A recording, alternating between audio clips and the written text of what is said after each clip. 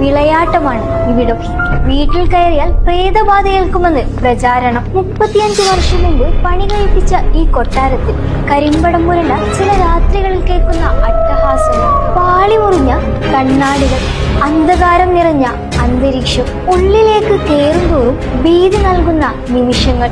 Ras al ഖൈമയെ പേടിപ്പിച്ച ഒരു പ്രേതഭവനം. 1985 Sheikh Abdul Aziz bin Humaid al കാസിമിയാണ് ഈ കൊട്ടാരം പണിതത്. 25,000 ചതുരശ്ര അടി വിസ്തൃതിയിലുള്ള 4 നില കെട്ടിടത്തിൽ 39 മുറികളുണ്ട്.